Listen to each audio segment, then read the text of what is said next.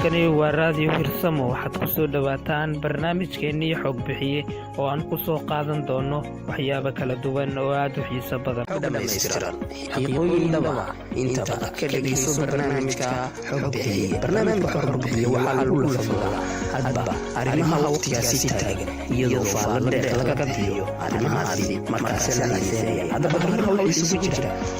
warbixinaad taabanaya arrimaha bulshada, dhanka waxbarashada, dhaqanka, diinta iyo taariikhooyin hore oo markaasi dib loo xasuusiyo dadweynaha. barnaamijkan waa barnaamij aad xiiso badan, waxaad ka dhegaysan kartaan mar kasta raadiyo hirsamo. haddaba noqo qofka koowaad ee dhegaysta xog bixiye. barnaamijkeenna waxaanu ku soo qaadan doonaa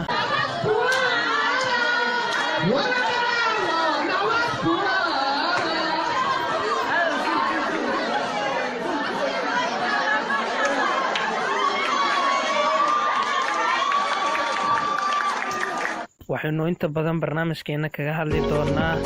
dhinaca xafladda arooskii mucjisada ee caruuskii ka dhexeeyey, warbixin qurux badan oo aanu ku soo qaadan doono inta badan barnaamijkeena xog bixiye. balse waxaynu ku daahfuranaynaa mid ka mid a kaalimaha sugaanta. intaynu gudagelin barnaamijkeena waxaanu soo qabanaynaa hees saacadihii ugu dambeeyey soo baxday, isla maanta 22-ka ayay soo baxday. kule heestani aad bay u xiiso badanta. waxaanu ku luuqaynayo fanaanka axmed zaki, wuxuuna ku ammaanayaa dhammaan gobolada soomaalidu degto. dhegeysa habboon.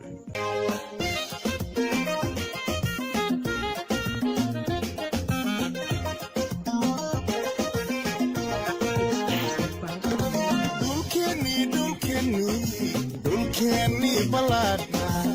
baaxadiis weynay waanigii ka baaday oo qorow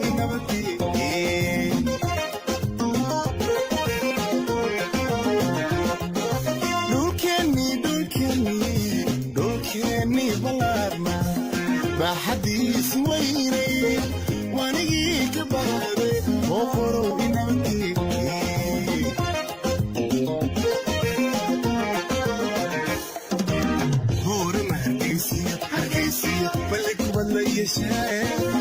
beerihii gabiilay urciya barbara oo hoodla iyo odhan aynu gaadhno gaaraynu gaadhne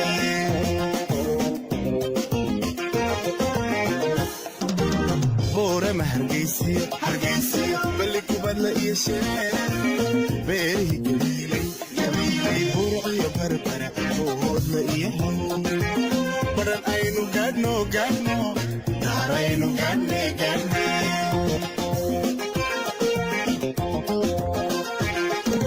barta lasacaano hoosaasa iyo bari garwaa ku balnaba hoosaasa iyo bari garwaa ku balnaba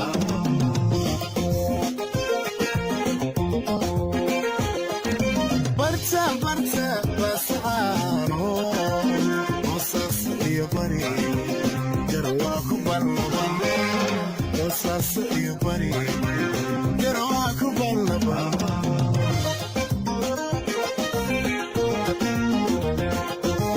ceelbuur ku yaaliyo cabudwaa udeediyo gurceel habalmarin cadaado habalmarin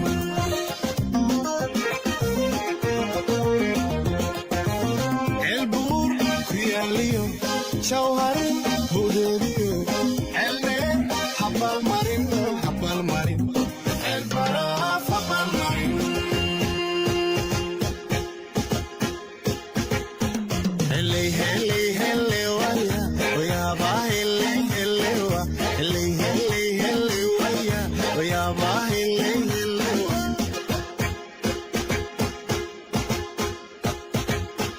danaadiriyo xamaariyo dheere iyo balcadi beerihii afkuya iyo allowya bidarsagabay birooya ku dhaxabakol baraawaha dagaxayga baladweyta caka iyo uraabuurtiya banday mataba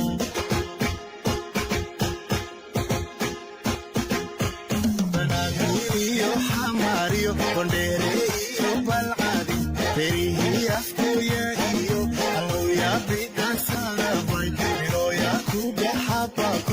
barawaha bugaxayga baladweyta cakaayo ulaabadiya balday matada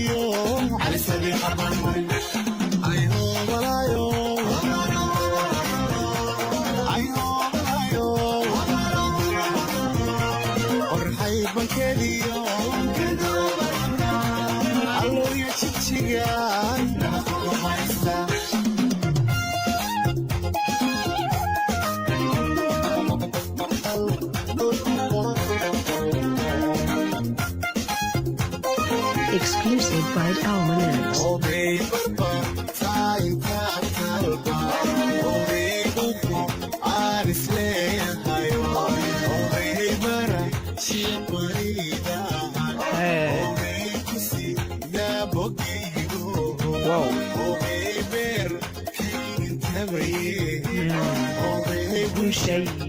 Hay manabadba waa tahay heestani waxay noqotay heesta ugu saameynta badan ee baraha bulshada saacadihii dambe isla dhexmaraya aad bana heestani dabcan dadweynaha aad u xiise gelinayaan dabcan heestani waxay gaartay in ka badan 500,000 viewskeeda maadaama xilli dhow maanta la soo dhigay waxayna noqotay heesta ugu dhegeysiga badan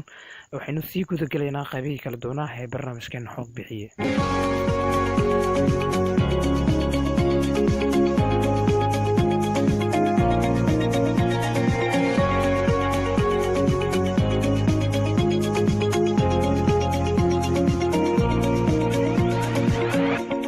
soo qaadanaynaa warbixin saameyn dhalisay isla markaana ku faaftay baraha bulshada oo tuhno badan laga bixiyay dhacdo saameyn dhalisay isla markaana ku faaftay baraha bulshada oo tuhno badan laga bixiyay ayaa la isla dhexmarayay aroos laga dhigay magaalada Gaalkacyo arrintan cajaa'ibtaas kuntay ayaa la leeyahay caruuskii goobta ee ahaa ninkii aqalgalka u dhacay ayuu markuu indhaha ku dhiftay marwadiisii barooriyo uhin lama filaan hajabsaday inkastoo dadku wax ka qoraayeen baraha bulshada ay siyaabo kala duwan afkaartooda kaga diibanayeen sida ay ku dhacday wiilkan baroorta jabsaday ee markuu arkay xaaskiisii xalaasha misna aqalgalkooda ku beegan yahay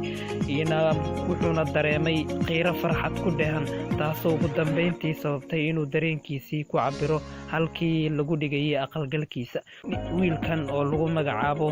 Saadaq Cabdinaasir ayaa jabiyay iskoorkii ugu horeeyay ee ah in nin Soomaali ah uu ku dhexooyo aqalgalkiisa dareen farxadeed awid waraysi uu siiyay warbaahinteena Hirsamo wiilkan caruuska ee Saadaq ayuu kaga hadlay arrinta ay dadka ku waabaristeen ee noqotay in nin reer mudug ah uu wacdara dareenkiisa xambaarsan ka dhigo gurgalkiisa maadaama reer mudug lagu tilmaamayay dadka Soomaalida kuwooda ugu adag ayaa haddana falcelintiisa ka bixiyay wuxuuna yiri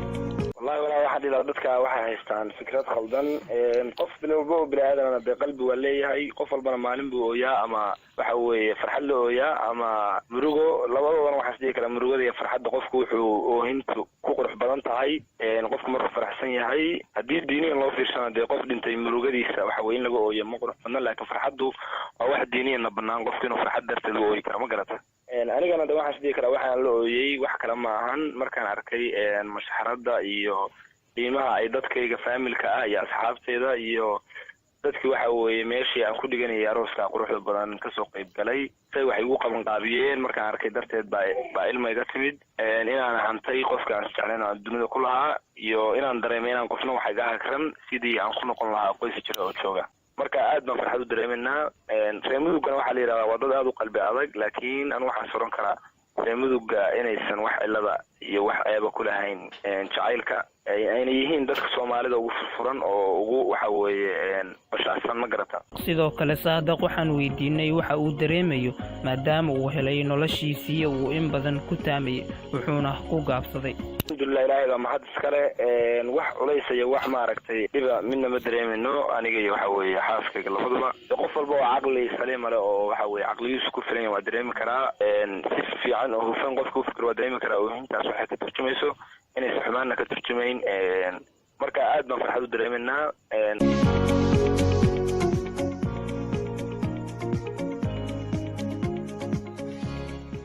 saadaq wuxuu ka sii hadlay arrimaha qoyskiisa iyo farxadda arooskooda wuxuuna sii raacsaday in qof walba xalwiyaadka la gaadhsiin doono waxa weeye ciddii xalwada la gaadhsiin karo meeshaan degannahay lagu gaadhsiin karo waa siidanaa qolada ay wareysanaysa oo aad baa uga mahad celinaya ayagana waxaan xalwadooda u siin doonaa ciddii u joogta aqalgalka saadaq cabdinaasir oo noqotay hadalhaynta ugu saamaynta badan ee baraha bulshada waxayna dadku ku cabirayeen afkaartooda ayagoo ku soo bandhigayay barta isku xidha ra'yiga bulshada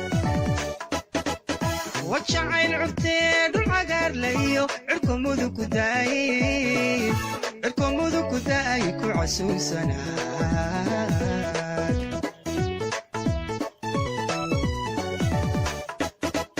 wajacayl cubteed cagaar layo cirko mudug ku daay ku casuusanaa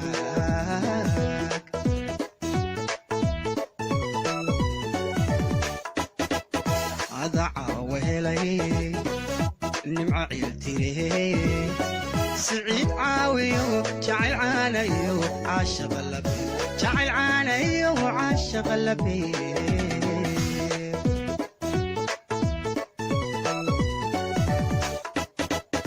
adaca wehelay nimco ciiltire siciid caawiyo jacayl caanayo caashaqa labe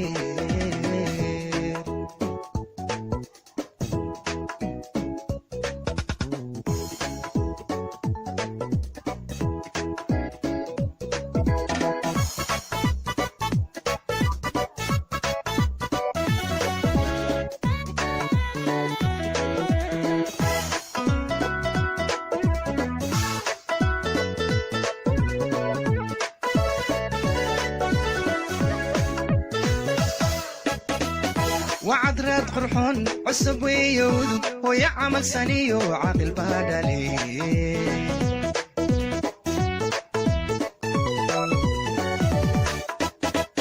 وعدرات قرحون عصب ويود ويعمل سنيو عاقل بادلي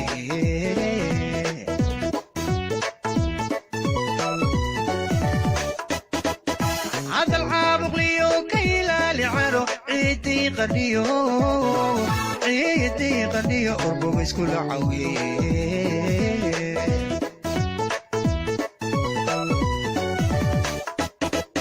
هذا العابق ليو كيلا لعرو عيدي قديو أربو بسكول عوي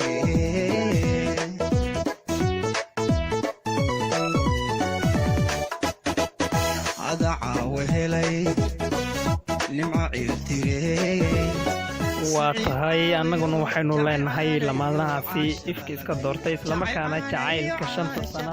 soo waday sida uu noo sheegay in wiilkan lagu magacaabo saadaq cabdinaasir islamarkaana uu helay jacaylkiisa waxaynu leenahay hambalyo wadiya caano nolol wanaagsan ayaan u wada rajaynaynaa lamaanahaasi aqalgalay waxaynu ku soo qaadanaynay